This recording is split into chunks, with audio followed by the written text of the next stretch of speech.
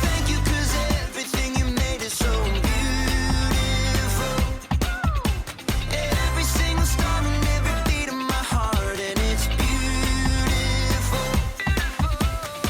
You made my feet, you made my hands, you made me sing and you make me dance, 'cause your love is all around me, and your love is so astounding. I just wanna thank you 'cause everything you made is so beautiful. Every single star and every beat of my heart, and it's beautiful. Here we go, break it down now. Everything you created with your imagination is wonderful and good, wonderful and good. You're my inspiration beyond all explanation. You're wonderful and good, you're wonderful and good.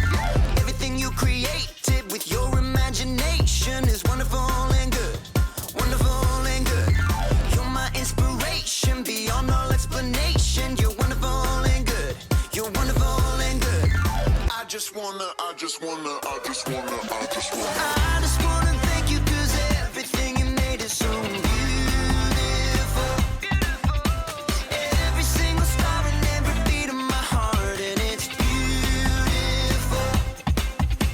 I just wanna thank you 'cause everything you made is so beautiful. Every single star and every beat of my heart, and it's beautiful.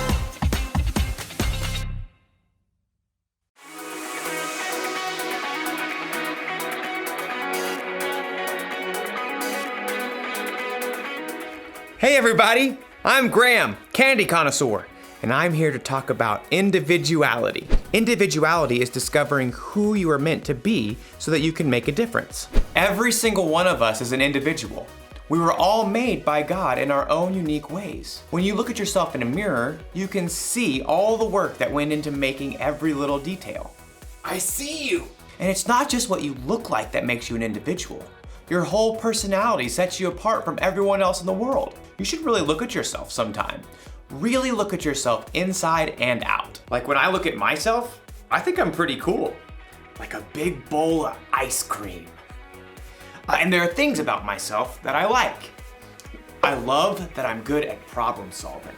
I have this ability to understand when something is wrong and immediately think of ideas to fix it. Oh, and I like that I'm funny.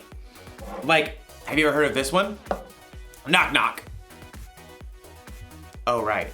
I need someone in the room for that joke. Anyways, the punchline is, I didn't know you could yodel. Oh, I think I'm funny. Actually, now that I'm really looking, I'm thinking there are some things that I don't like about myself. Like, sometimes I procrastinate. That means when there's something that needs to be done by a certain time, sometimes I wait till the last possible minute to get it done. Oh, and sometimes I have a bad temper. When someone disagrees with me about certain things, I can get really angry really fast.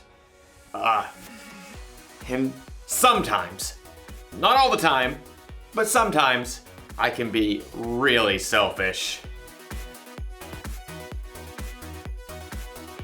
There. A little cool, a little gross, and a lot messy. That's how I can see myself sometimes. Maybe you see yourself that way.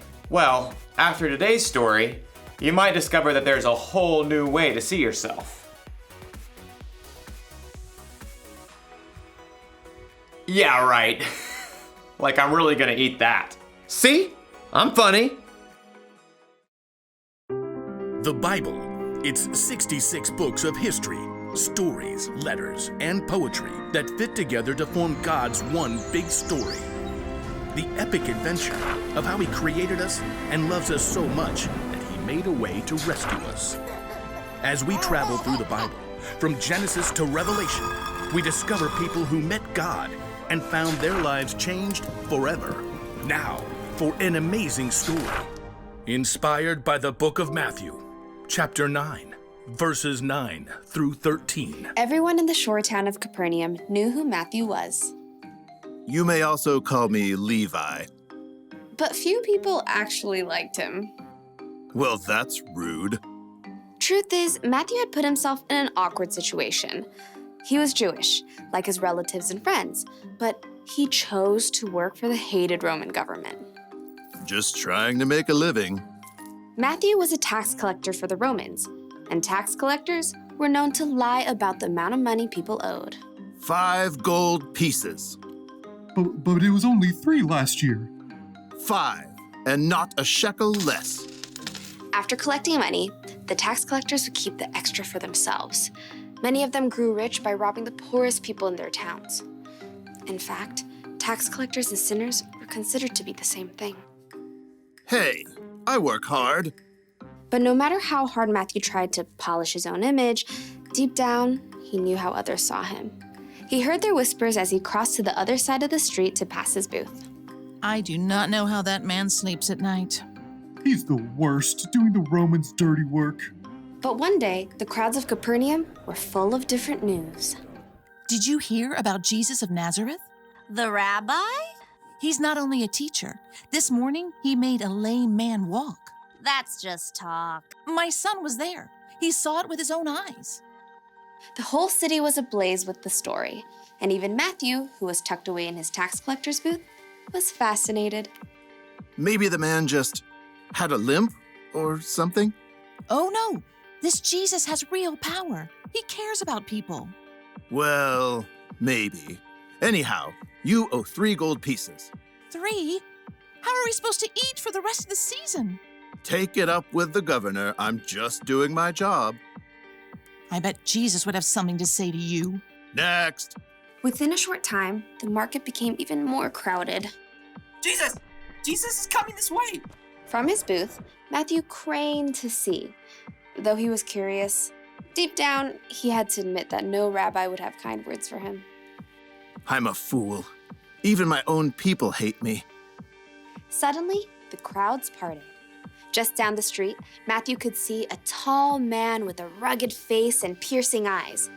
A group of common fishermen followed at his heels. It's Jesus. Matthew watched, waiting for the rabbi to pass him by. Instead, Jesus stopped right in front of Matthew's booth. Rabbi? Jesus looked directly at Matthew, reading every single thought in his heart. Nice day? Not too hot. Not too cold. Jesus kept his gaze fixed directly on Matthew's face. Come, follow me. Shocked, Matthew looked around. The crowd has fallen away. Who? Me? Jesus nodded. Matthew gaped. He had no doubt in his mind that Jesus knew every single thing about him, even everything he'd done wrong. But still, Jesus wanted Matthew to join him. Oh, well, yes. Matthew found himself leaping up from his seat and rushing out of his booth to join Jesus on the street. It's, nearly dinner time. Would you like to eat at my house? To Matthew's amazement, Jesus and his followers turned their steps towards Matthew's home. Quickly, Matthew sent out word to everyone he knew. Come to my house for dinner.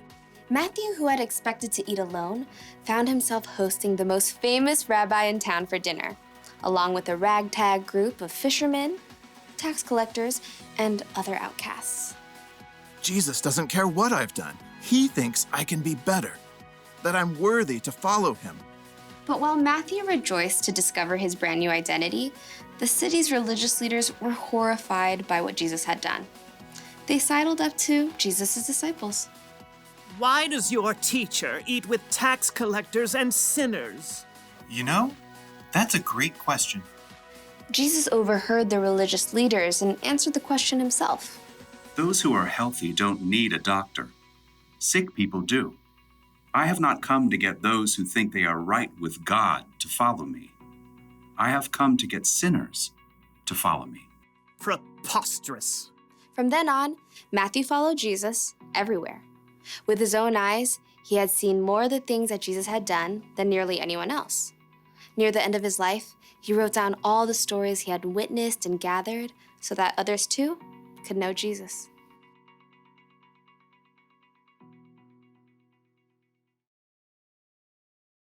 Before he was one of Jesus' disciples, Matthew was a tax collector.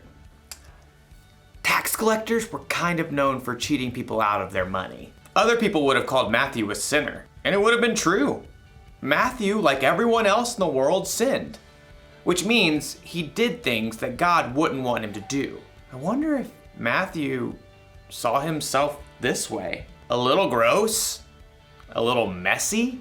He might have felt ashamed, even worthless. But then something happened. He met Jesus. Jesus chose Matthew to follow him, even though Matthew sometimes did things he shouldn't, even though he was a sinner.